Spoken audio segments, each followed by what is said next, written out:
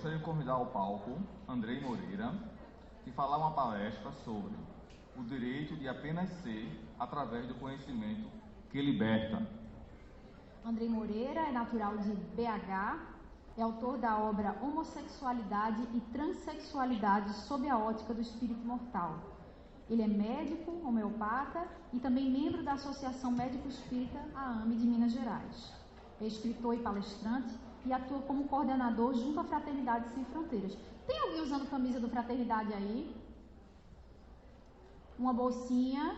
Ali, ó. Muito bem. Tá ótimo. Muito bem. Ótimo. Quem ainda não ajudou, lembra de na saída visitar o stand para poder ajudar, viu? Então, conosco, com a palavra, Andrei. Boa tarde a todos. Que desânimo, hein, gente? Boa tarde. Ótima tarde a todos. É uma alegria estar aqui com vocês pela primeira vez. Eu quero agradecer o convite carinhoso do Adeilson e da Ana Paula, também do Mário Jorge e toda a sua equipe. Espero que esse momento possa ser de troca e muito rico para nós. Quem aqui nasceu em um lar espírita? Levanta a mão para eu saber. Olha, boa parte, hein? Das duas, uma. Ou é um grupo que já tem merecimento, ou é o grupo dos mais endividados. Você pode escolher em qual dos dois que você se encaixa. Eu não nasci num lar espírita. Meus pais são católicos por formação. Eu conheci o espiritismo aos 16 anos de idade. Ou seja, não faz muito tempo não, uns 4 a 5 anos. E aos 16 anos, o espiritismo me consolou profundamente. Me deu respostas, me deu direcionamento. E naquele momento, eu comecei a estudar o Evangelho, o Espiritismo, e eu me encantei. Com uma doutrina racional, com uma doutrina lógica, com uma doutrina profunda e, sobretudo, com uma doutrina humana e que nos apresenta um Deus de amor incondicional. E apresenta cada um de nós como filhos e como herança desse mesmo Criador, trazendo em nós a própria marca desse Deus, ou seja, a herança sagrada desta imortalidade da alma, desta divindade e desta noção de que nós não nascemos no momento da concepção, não fomos formados no momento da concepção, nem morremos no fenômeno biológico da morte, mas transcendemos em um contínuo vida em que todas as encarnações são solidárias entre si. Então, aquele primeiro ano de conhecimento deste pensamento foi algo que me marcou profundamente. Mas com 16 anos, nós estamos em busca da própria identidade, em busca de se firmar-se no mundo, com as suas ideias, com seus sonhos. Tudo é um vir a ser, cheio de esperança, cheio de possibilidades, cheio de riqueza. E naquela época, então, eu observava a casa espírita e eu não me encaixava muito dentro daquela casa, porque lá não havia uma mocidade. Rapidamente, eles percebendo que os jovens estavam soltos e que não havia um direcionamento, conseguiram uma pessoa que se responsabilizasse pela condução doutrinária e formaram uma mocidade.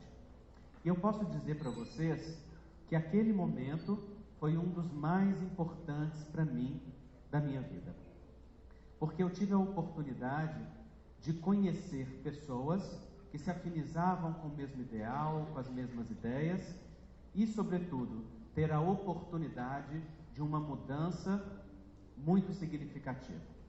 Até aquela época, eu não me guiava por nenhum princípio espiritual. Tinha uma espiritualidade, a reencarnação já me era uma noção clara e natural na alma, mas eu estudava no Colégio Batista.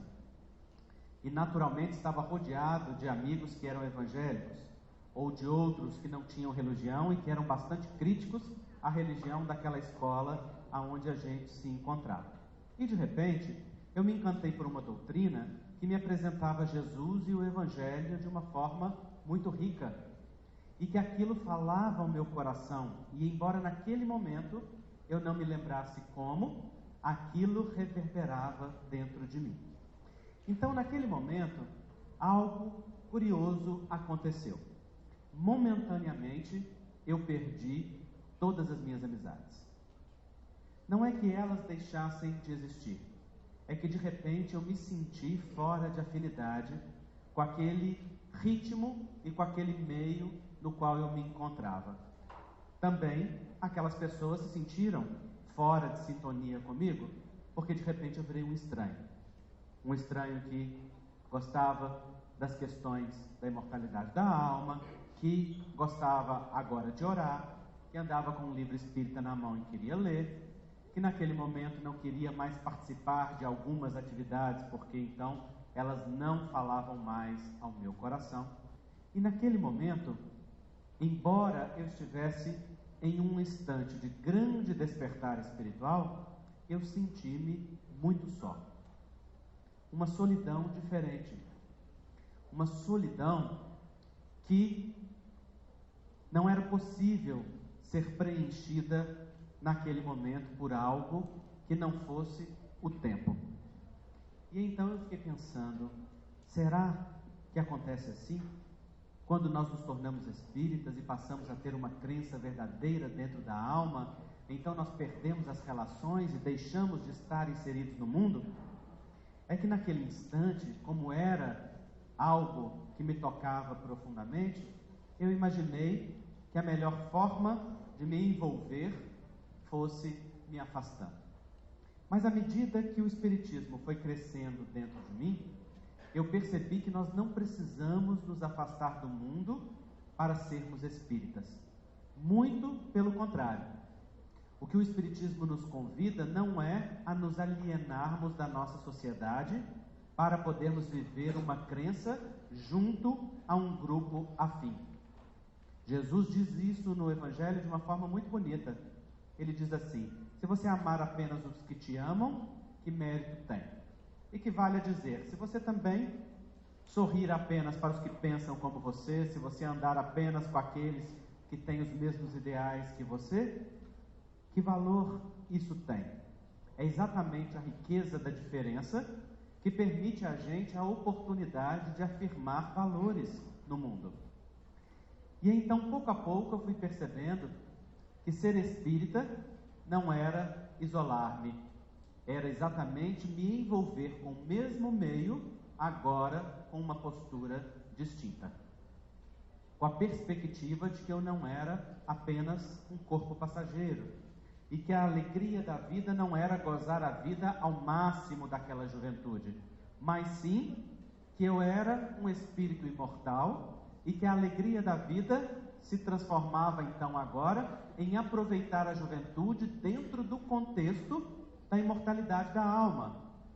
E se eu sei que eu existia antes da concepção e sobreviverei à morte, se sei que esta é apenas uma das encarnações das quais eu faço parte, porque já vivi milhares de vezes e viverei milhares outras, então também compreendo que esta juventude que eu estou vivendo nada mais é do que um espaço passageiro de tempo dentro do contexto da imortalidade da alma. Então eu comecei a fazer as seguintes perguntas: que escolhas eu posso fazer para a minha vida hoje que estejam em sintonia com o conceito de mortalidade da alma? Como eu quero aproveitar o meu tempo? Ao que eu desejo me dedicar?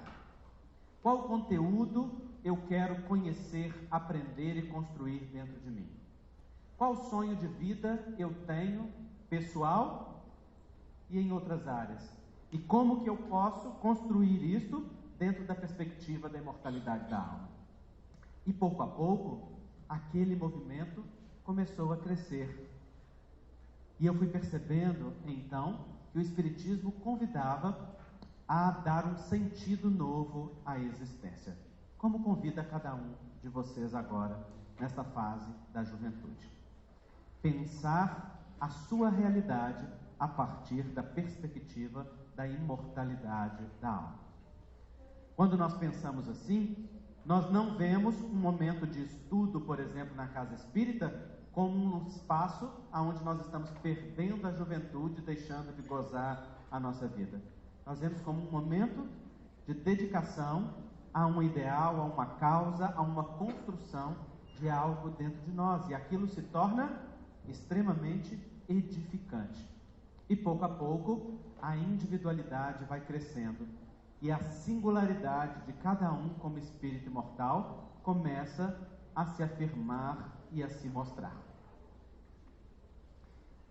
E nesse sentido, algumas experiências são muito significativas.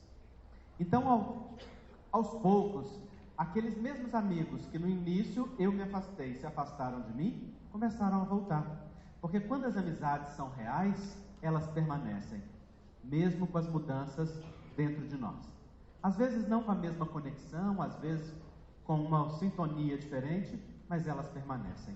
E aquelas que eram as mais consolidadas começaram então a retornar. E eles ficavam olhando assim, de rabo de olho, como quem diz assim: tem alguma coisa diferente com esse menino. Mas com o tempo, todos eles começaram a pedir: será que eu posso ir com você lá naquele lugar onde você está indo? É aquela coisa que fala baixinho assim, nem ouvir, né? Será que eu posso ir com você lá no centro espírita? E aí começaram aos poucos a frequentar e também descobrir um novo sentido para a vida de cada um deles. E aos poucos, com o desenvolvimento e o tempo, eu fui construindo uma roda de amizades, um círculo que falava ao meu coração na sintonia desse ideal que até hoje vibra dentro de mim. Esse período da juventude, ele é, portanto, um período muito singular para cada espírito que está reencarnado. Porque vocês vejam a didática e a pedagogia divina. Se nós somos espíritos imortais, já tem uma bagagem enorme aqui, não tem? Deus coloca a gente maleável, como um barro moldável. Bota ali no período da infância para a gente ser impressionado pelo processo educativo. E na adolescência, deixa que o conteúdo daquele vaso possa vir à tona. E se molde agora o conteúdo ao vaso. Olha que interessante como que a pedagogia divina faz. Ao invés de liberar o conteúdo todo de uma vez, permite que o conteúdo volte aos poucos. E na hora que volta, já encontra um outro vaso, um outro molde de crenças, de conceitos, de hábitos, de educação, para que possa agora prosseguir a sua jornada. E aí nós entramos no dilema ético, que é o confronto dos impulsos do passado com a natureza do presente. E esse período, ele é um período conflituoso mesmo. É um período de incertezas, de dúvidas, de questionamentos internos, de mudanças físicas, de mudanças psicológicas, de transformações dentro de nós, de conflitos dentro da família, porque a família é o espaço onde nós encontramos os principais personagens da nossa escola reencarnatória. É a nossa tarefa primeira, dentro da própria família. Então, nessa época que eu me tornei espírita, eu achei uma coisa muito curiosa, porque minha casa, ela vivia em pé de guerra. A gente brigava muito, tinha muita discussão, exatamente por essa fase. Eu e meus dois irmãos, eu sou o do meio de 3 homens, e os meus pais. E aí, quando eu me tornei espírita, a casa pacificou. E aí um dia eu cheguei para minha mãe e disse assim: mãe, que coisa maravilhosa é o espiritismo, né? Transforma a casa inteira. Então minha mãe me deu uma olhada muito significativa, própria dela, e me disse assim, meio com um sorriso nos lábios: não, meu filho, não foi a família inteira que mudou, não, só você que transformou.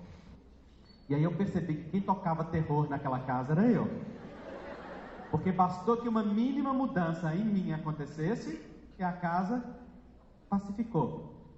Muito mais tarde, eu fui ler no Evangelho uma frase de Jesus, aliás, não de Jesus, mas na Bíblia, que fala algo muito interessante. Diz assim: crê no Senhor Jesus e será salvo, tu e tua casa. É uma afirmativa muito curiosa essa, né? E eu ficava olhando para ela com estranheza, sem entender como é que a crença nos leva a uma modificação do ambiente do lar. É que quando uma única pessoa se transforma dentro de uma casa, a casa inteira se transforma. Então, qual é a melhor maneira de nós colaborarmos com a nossa casa? É cuidando da gente e da nossa própria transformação. E se aquele lar é o espaço do nosso compromisso primeiro, não importa como o nosso pai é, como a mãe é, como o irmão é, importa apenas como eu sou ali dentro diante deles, porque eu só respondo por mim. E portanto, se nós mudamos, nós damos uma contribuição para o meio mudar. Vocês querem ver uma demonstração prática disso? Sim ou não? Sim. Então preciso de 4 voluntários. Quem vem? Sobe aqui. Vem cá. Quem está mais perto? Vamos lá. 1, 2. Já está vindo ali. Isso, sobe aí. Hã? Tá, obrigado. Vou mostrar para vocês uma coisa curiosa, simples e curiosa, tá? 3. Já tem 4, obrigado. Deixa. Já tem 4, obrigado. Vou fazer aqui um exercício só para vocês verem uma coisa, tá? O seu lugar vai ser aqui, tá bom? O seu vai ser aqui. O seu aqui. E o seu aqui, tá? Eu vou bater uma palma e vocês vão andar aqui, nesse círculo. Na hora que eu bater 2 palmas, vocês têm que voltar para o lugar de vocês. No entanto, você só pode voltar para o seu lugar depois que você colocar ele no lugar dele. A sua tarefa é colocar ele ali. Com os outros você não precisa se preocupar não. Mas na hora que você colocar ele ali, aí você pode vir espontaneamente para cá. Ok? A sua tarefa é colocar ela no lugar dela. Na hora que ela estiver ali, você pode vir para o seu lugar. Combinado? A sua é colocar ele. Certo? E a sua é colocar ela. Na hora que vocês conseguirem colocar a pessoa que vocês são responsáveis, aí vocês estão livres para voltar para o seu lugar. Tá bom? Vocês observem, tá, gente? Essa dinâmica é muito simples e muito instrutiva. Então, vamos lá.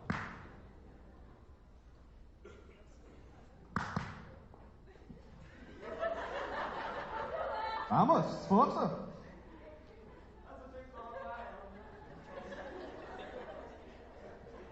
Vamos de novo, sem os coleguinhas avacalharem a brincadeira. Vamos fazer o seguinte, vamos dedicar a tarefa, combinado? Vocês não preocupam com os outros, vocês só fazem o que vocês têm que fazer. E com o máximo esforço, tá bom? Vamos lá.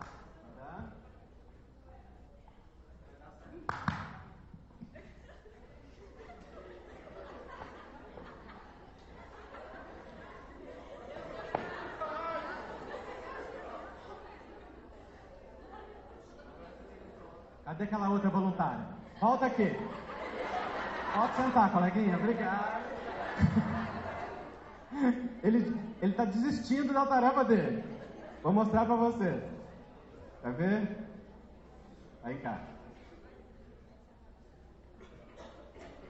Você fica aqui, dedicada, combinado?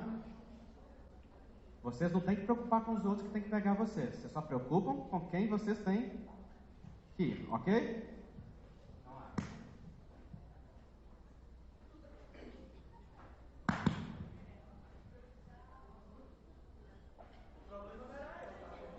Tô vendo. Gente, eu já fiz essa dinâmica 500 vezes. Eu nunca vi o povo ficar desse jeito. Eu vou explicar de novo, tá bom? Não, você não pode ir direto pro seu lugar. É exatamente isso. Você deve se dedicar sem preocupar com o que está acontecendo. E vocês também. Cada um se preocupar somente com a pessoa que vocês têm que colocar. Combinado? Você aí. Não, vocês não tem que combinar nada. Você só tem que colocar ele no lugar dele, ele só tem que colocar ela só tem que colocar a ela e ela a ela.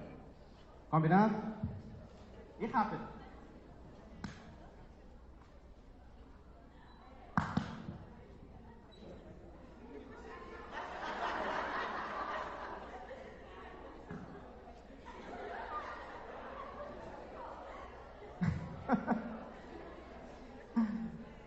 está funcionando aqui. Pela primeira vez na vida.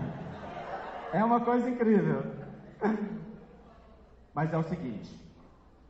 Não está funcionando por quê? Porque aqueles não estão dedicados a fazer com garra o que eles estão fazendo. Eles estão ficando envergonhados e largando o serviço.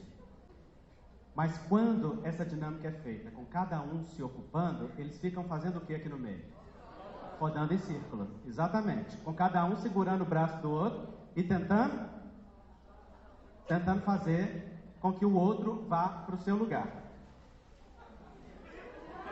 Quer ver? Agora, sem soltar, tentem fazer o que vocês precisavam fazer. Isso, tenta.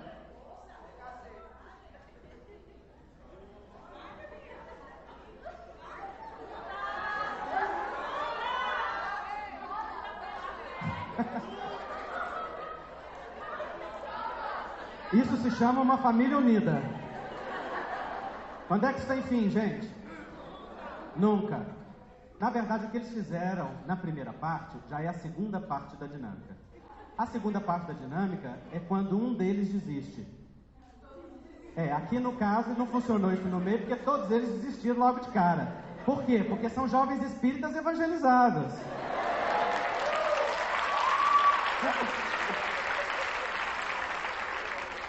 Mas o que eu quero mostrar com essa dinâmica, que é muito interessante, é o seguinte. Logo no início vocês viram que eles conseguiam voltar para o seu lugar porque um logo voltava, não é? Então qual que é a diferença desse movimento em que todos ficam aqui emaranhados, rodando em círculo, e o movimento em que cada um consegue vir para o seu lugar? Exatamente. A diferença entre ficar aqui emaranhado e conseguir cada um vir para o seu lugar é que uma única pessoa desiste desse emaranhamento. E na hora que uma única pessoa desiste, o que acontece com os outros? Eles conseguem ir cada um para o seu lugar. Então o que acontece na nossa família?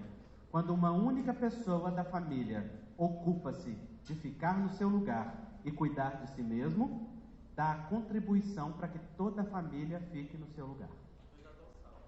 Então como é que a gente ajuda a nossa família? Cuidando da gente, ok? Obrigado, gente, vocês já são espíritas.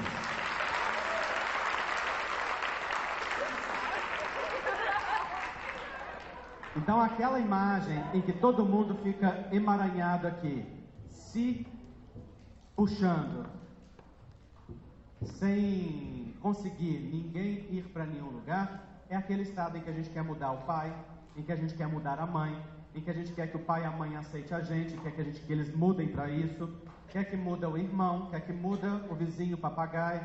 E quando é que a gente consegue isso? Nunca. Por quê? Porque a gente só tem poder sobre a gente mesmo. A gente não tem poder nenhum sobre o outro. Não é? Agora, no momento em que a gente se responsabiliza pela gente, então uma grande transformação acontece. E esta é a maior dádiva que o Espiritismo nos dá. A de nós podermos ser nós mesmos e assumirmos a parte que nos compete dentro dos cenários reencarnatórios que a vida nos coloca. Porque a gente sabe que não é fácil. Mas eu tive uma experiência que me marcou muito. Quando eu virei espírita, então, com 16 anos de idade, eu tinha o meu irmão mais novo, com 14. E 14 anos, para alguns jovens, não os espíritas, mas para outros, eu costumo chamar de fase da vaca. Vocês sabem por que chama fase da vaca? Porque é aquela fase que o adolescente não fala, ele muge. Você pergunta qualquer coisa, em vez de ele responder, ele faz assim, Você não sabe, né? Só sai um som gutural. Eu chamo isso de fase da vaca. Meu irmão estava na fase da vaca, não tinha um diálogo dentro de casa. A gente não conseguia estabelecer contato. E eu fui então para o centro espírita, era um sábado. E eu lembro de estar voltando no caminho para casa, muito entusiasmado. Acontece que naquele dia, eu tinha chegado para o dirigente da casa espírita, porque eu estava muito animado com tudo que estava acontecendo na minha vida e lá naquele centro. E aí eu vi as pessoas dando passe, e eu disse assim para o dirigente, será que eu posso dar passe também? E ele olhou para minha cara e falou assim, não. E eu, como ariano questionador, olhei para ele e disse, por que não? E ele disse, porque você não tem ainda conhecimento, preparo interno, precisa de ter um tempo para que você consiga estar apto a fazer isso que você deseja. Eu falei, tá bom. Mas eu fui para casa e eu estava muito animado. E então, inconformado, resolvi resolver as coisas do meu jeito. Naquele dia, os meus pais estavam viajando e eu estava sozinho em casa com meu irmão mais novo. E o meu irmão mais novo... O que vocês estão rindo, gente? Não dei passe nele. O meu irmão mais novo estava na fase da vaca. Tão fase de isolamento que ele construiu um quarto para ele fora da casa, numa casinha que tinha assim fora da casa. Ele construiu um quarto lá para ele e morava lá, para poder ficar bem isolado. Aí aquele dia eu estava cheio de evangelho no coração. Aí eu cheguei para ele e falei assim, é porque tem uma diferença que eu preciso falar para vocês, quando eu digo cheio de evangelho no coração. Tem um momento em que a gente entra para o Espiritismo, e tem outro momento em que o Espiritismo entra para dentro da gente. Esse momento que eu estava cheio de evangelho no coração era o momento que eu tinha entrado para o Espiritismo. Então eu estava tocado pelo evangelho, eu estava sensibilizado, eu queria poder fazer alguma coisa. Então eu cheguei na janela e eu lembro que eu falei para ele assim, Gustavo, você quer um sanduíche? Vou fazer um sanduíche, você quer um sanduíche? E aí o adolescente na fase da vaca, quando lhe interessa, ele fala em alto e bom som. Quero. Aí eu fui fazer o meu sanduíche. Fiz um sanduíche, mas como eu não podia dar passe em nada, eu resolvi dar passe no sanduíche. Então botei o sanduíche em cima da mesa e fiquei lá bom tempo, fazendo o movimento. E foi bom tempo mesmo, porque vocês sabem que presunto é difícil para fluidificar. E naquele momento eu senti pela primeira vez aquilo que eu sinto hoje, até hoje, dando passe, como se a mão se transformasse num chuveiro cheio de buraquinhos e dali saíssem faíscas, uma sensação muito gostosa. Eu lembro de ter sentido pela primeira vez naquele momento. Por quê? Porque eu quis verdadeiramente dar passe naquele sanduíche. E Allan Kardec vai dizer no livro A Gênese que o fluido que nos rodeia, ele é um fluido que se move pela ação da vontade. Nós não precisamos de espírito para dar passe. Os espíritos se associam a nós para uma combinação de fluidos. Mas se eu quiser dar um passe da minha energia ou captando a energia do ambiente, também é possível. Então naquele momento, o que eu fiz? Eu captei, provavelmente, a energia e eu mesmo transmiti ali para o sanduíche. E fiquei lá, feliz da vida, impondo a mão no sanduíche. Até que depois de um tempo acabou. Eu gritei para ele, tá pronto? E esqueci do sanduíche, esqueci do meu irmão, esqueci de tudo. Entrei para o meu quarto, fechei as portas, estava lendo um livro de André Luiz sentado na cama, me lembro muito bem. Quando, então, uns 20 minutos depois, ele bate na porta. Eu já achei aquilo muito estranho, não é? Porque as vacas nem falam, quanto mais bater na porta. Mas ele bateu na porta. E eu, ressabiadamente, respondi, pode entrar. Aquele pode entrar assim, né? O que vem lá? Então ele abriu a porta, caladinho, com um sorriso daqui até aqui, chegou perto de mim, me deu um beijo no rosto, sorriu e saiu. Ah, que fofo! Nesse momento, eu digo que foi o primeiro instante em que eu senti o Espiritismo entrando para dentro de mim. Porque naquele momento eu pensei assim, meu Deus, se um sanduíche fluidificado faz isso, retira o adolescente da fase da vaca e faz ele me dar um beijo no rosto, imagina o que um gesto de amor verdadeiro não fará. E então eu me dei conta que para que a gente tenha paz dentro da nossa casa, no meio em que nós estamos, a gente não precisa de muita coisa não. A gente só precisa de fluidificar alguns sanduíches. Porque às vezes o sanduíche é um copo d'água, às vezes o sanduíche é um aperto de mão, às vezes o sanduíche é um sorriso, às vezes o sanduíche é um material de escola que eu partilho de boa vontade, às vezes o sanduíche é um abraço, é um silêncio. Nós temos muitas maneiras de nós distribuirmos o carinho e o afeto que está dentro do nosso coração. Mas para isso, nós precisamos fazer o quê? Tirar o foco do outro e colocar o foco na gente mesmo. Olhar para dentro do coração como um espírito imortal que eu sou e perguntar: o que eu posso fazer? O que eu posso fazer por mim? O que eu posso fazer pelo meio no qual eu me encontro? E aí, nesse sentido, é muito importante que nós desenvolvamos individualidade. A individualidade é o respeito à sua singularidade, o respeito a você como pessoa. É o desenvolvimento da capacidade de ter os seus próprios pensamentos, as suas próprias ideias, os seus próprios sonhos. E nós sabemos que durante a juventude isso não é tão fácil de ser feito, porque nós estamos num monte de relações de dependência que criam uma série de necessidades. E nós estamos também lidando com muitas diferenças no outro. Então, quanto mais nós exercitamos respeitar essa diferença em nós, mais nós conseguimos acolher também a diferença que existe no outro. Quanto mais nós olhamos para o outro e pensamos como é que eu gostaria que me fosse feito se eu estivesse nessa circunstância, mais empatia nós vivenciamos. E quanto mais empatia, mais capacidade de nós também sermos respeitados naquilo que nós somos. Porque se tem uma coisa que eu aprendi com o tempo e dou uma dica preciosa para vocês é: o mundo vai te tratar da forma que você tratar a você mesmo.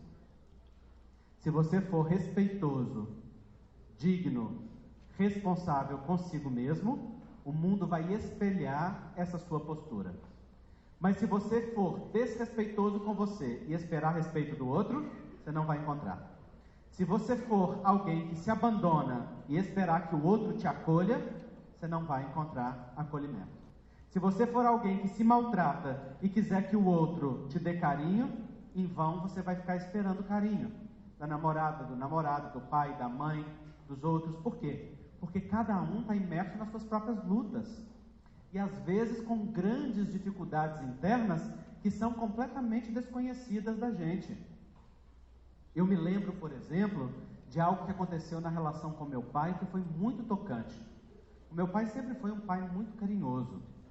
Mas claro, como todo pai, teve os seus desafios. Imaginem vocês que ele era o segundo filho de 21. Vocês imaginam como que era na casa dele? Minha avó teve um filho atrás do outro. E portanto, meu pai, um dos primeiros, junto com seus irmãos, ajudou a criar os irmãos e começou a trabalhar muito cedo, com 7 anos de idade. Com 13 saiu da casa do meu avô e foi para um seminário. Depois percebeu que não queria ficar no seminário e saiu, voltou para a casa do avô, do pai, com 16, e com 19 saiu definitivamente.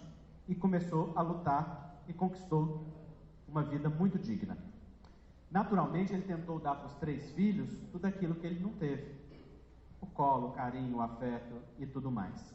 E foi muito bom esse período da infância. Embora também nós observássemos que ele muito frequentemente estava muito nervoso, muito irritado e muito bravo, para além do habitual. Ele era juiz de direito e, portanto, estava sempre trabalhando muito, porque era alguém muito dedicado à sua profissão. Hoje já está aposentado. Acontece que eu e meus irmãos, embora tivéssemos todo o carinho dele, nós observávamos essa braveza dele. E acontece que quando nós chegamos na adolescência, ele decidiu se aposentar. E quando ele se aposentou, aquela parte dele que era um lobo bravo, virou um cordeirinho manso, mas tão manso, que nós nunca mais vimos o lobo bravo. Só então, a partir daquele momento, e depois de um certo tempo de ver que o nervosismo não aparecia mais, ao contrário, somente uma doçura e uma brandura aflorava, é que eu me dei conta do peso que tinha para o meu pai a profissão dele. E quanto de sacrifício ele precisava, pessoal, para dar conta daquilo que ele fazia. Mas eu, como filho, eu não observava isso. Eu girava em torno do meu próprio umbigo. Eu olhava para o que eu queria dele, eu olhava para o que eu precisava dele, eu olhava para o que eu esperava dele. Eu não estava preocupado em olhar para quanto ele se sacrificava para dar conta de dar para mim e para os meus irmãos mais do que ele tinha tido na sua própria vida. Mas quando isso aconteceu, eu tive a oportunidade de olhar para ele de um jeito diferente. E então um dia eu pude dizer isso para ele. Só muito mais tarde. Foi inclusive numa palestra que ele estava assistindo minha. E eu contei esse caso com ele assistindo. E quando eu acabei de contar, ele estava sentado na última fila, eu olhei para ele e eu disse para ele: Pai querido, eu aproveito agora para te dizer muito obrigado por todo o seu sacrifício. Nós não conhecíamos o preço que custava caminhar nos seus sapatos. Só o Senhor sabe o preço que pagou pela vida.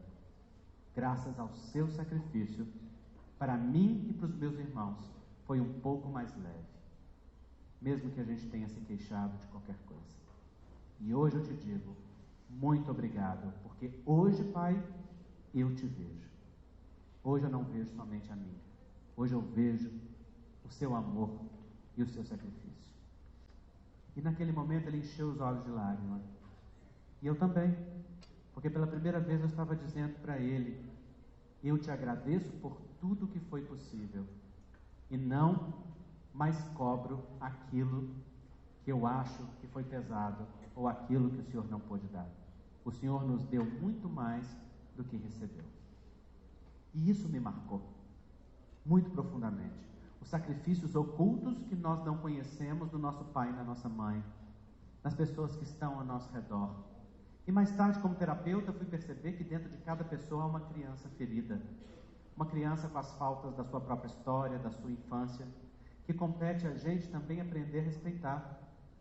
Porque não tem ninguém que esbraveja, que é agressivo, que é violento, que faz algo que nos fere, sem que tenha dentro dele algo que o fere também. Hoje eu faço parte da Fraternidade Sem Fronteiras.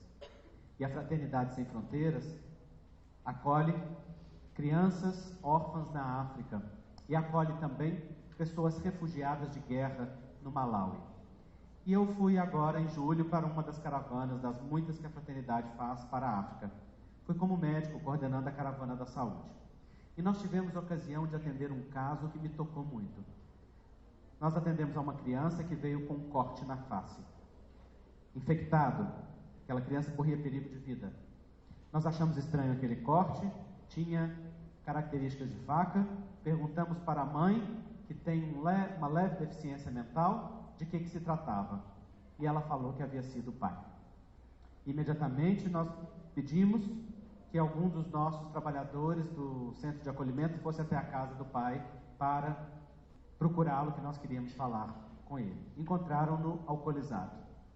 Então eu disse: amanhã bem cedo, antes que ele se alcoolize, traga-o aqui para que nós possamos atendê-lo. E assim foi feito. A esposa veio junto e pediu para ser atendida pela equipe de psicologia sem estar na frente do marido, porque não se sentia à vontade para poder relatar. E quando ela esteve a sós, ela disse: estou sofrendo agressão física dele com frequência, também as crianças. E então, conversando com ele, ele muito constrangidamente acabou reconhecendo que sim, era um agressor, e então começou a chorar. E ao começar a chorar, ele nos contou da sua história no Congo. A maioria dos refugiados de guerra lá vem do Congo, aonde tem muita perseguição política e de tribos, com uma enorme violência. E ele disse: mataram o meu pai, mataram a minha mãe na minha frente. E eu tive que sair correndo com a minha esposa também para não ser assassinado. E falou com muita dor da saudade do pai e da saudade da mãe. Naquele momento não era mais o adulto agressor que falava conosco. Era a criança ferida, que também tinha sido ela violentada, que estava no comando ali daquele homem. E nós pudemos então acolhê-lo. Podemos ajudá-lo a ressignificar aquela dor, aquele trauma. Podemos iniciar um tratamento médico com ele e a equipe de psicologia pôde também atendê-lo e propor para ele uma nova história de vida em uma ressignificação. E terminamos por entregá-lo no Centro de Acolhimento da Fraternidade Sem Fronteiras, no que ele ficou muito alegre e também a família e toda a comunidade que conhecia a história dele. Mas naquele dia, ao abraçá-lo, nós todos da equipe pudemos experienciar essa sensação de poder olhar para um agressor com compaixão e ver que dentro dele também tem uma criança ferida, também tem alguém que foi violentado, também tem alguém que está doído no seu íntimo mais profundo sem conseguir lidar com aquela dor, e poder transcender o ato julgador da agressão e conseguir falar ali direto àquele coração. Claro que aqui nós estamos falando de uma equipe de terapeutas e de pessoas que têm maturidade e tempo de vida para poder fazer isso. No dia a dia, não é possível que a gente faça isso desta maneira, mas é possível que a gente saiba que por trás de cada pessoa existe também uma vida de lutas e de dores que nos compete respeitar.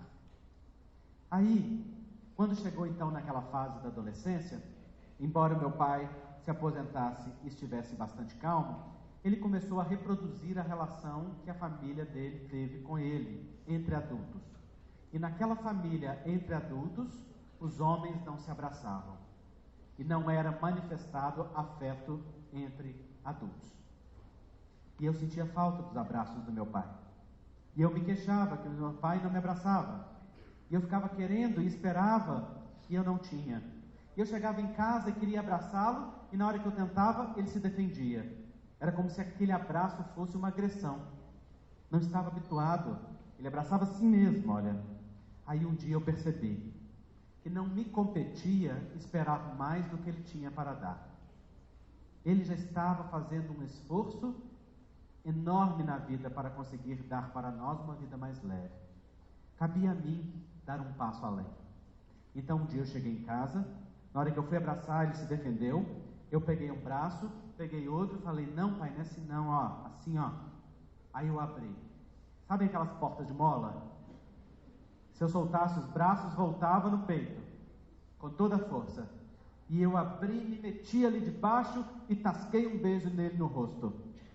Roxo de vergonha de fazer isso. Ele também recebeu, roxo de vergonha, com um sorriso daqui até aqui. Virou para mim e falou, sai para lá, menino. Eu saí, sorrindo. No dia seguinte eu cheguei, fiz a mesma coisa, e ele me botou de lado. No terceiro dia fiz a mesma coisa, e ele botou de lado, um pouco mais leve. No quarto dia eu cheguei, ele deve ter pensado, meu Deus, esse desgramado não vai parar. Eu vou ter que reagir a isso. Ele olhou, na hora que eu fui para fazer a mesma coisa, ele abriu os braços. E então eu o abracei. E ali eu me dei conta de que o que nos faz falta na vida não é o abraço do pai que nós não recebemos, não é o abraço da mãe que não nos é dado. O que nos faz verdadeiramente falta, o que nos dói, é o abraço que nós sufocamos de gratidão e que nós não damos neles. É não poder dizer para eles o quanto nós os amamos e o quanto eles merecem receber de nós um abraço de ternura, um abraço de carinho, um abraço também de compreensão pelos limites deles. E daquele dia em diante, todos os dias em que eu cheguei, ele abriu os braços. E até hoje, eu sou o único filho que ele abre os braços, porque foi o único que construiu isso com ele. Os outros abraçam ele de lado, igual homem. Eu abraço como um espírito imortal, de coração para coração, porque me fazia falta e não me cabia mais esperar do meu pai que conseguisse dar mais passos do que ele conseguiu dar. Me competia como espírito agradecer que ele já tivesse feito mais do que recebeu e que agora eu pudesse complementar naquela relação aquilo que faltava. E a nossa relação é maravilhosa. Então, quando nós cuidamos da nossa individualidade e cuidamos de fazer dentro do lar aquilo que nos compete, a vida dentro de casa e na nossa realidade se transforma. Por isso, eu compreendi que ser jovem espírita, que ser si mesmo, é construir a sua vida de acordo com a imortalidade da alma, em cada fase. Nas fases naturais de desenvolvimento, na fase da escola, na fase da universidade, na fase da formação profissional, é você dar o seu toque pessoal. Eu lembro que na faculdade eu era o estranho, porque era o único que queria fazer homeopatia como médico, era o único que não curtia as festas da mesma maneira que os outros curtiam, e com isso eu quero dizer que não gostava de se embebedar até cair, como era hábito dentro das faculdades de medicina. Obrigado. E naquela época, então, eu era tratado pelos amigos com respeito. Nunca fui desrespeitado, mas eu era o estranho, aquele que é diferente. E aí, interessante que o tempo foi passando, e eu comecei a fazer eventos espíritas dentro da universidade, e as coisas foram caminhando muito positivamente, e, para minha surpresa, quando nós terminamos a faculdade, e eu comecei a trabalhar como homeopata, vários daqueles amigos, ou vários daqueles colegas de classe, que olhavam para mim como estranho, começaram a me procurar como pacientes, para poder receber algum auxílio. E vários deles puderam dizer: a gente percebia que tinha alguma coisa de diferente em você, mas naquela época ainda não tinha dentro de mim uma abertura para isso. Hoje eu gostaria de te pedir, qual é o centro espírita que você me indica para eu conhecer essa doutrina? E vários hoje têm se tornado espíritas.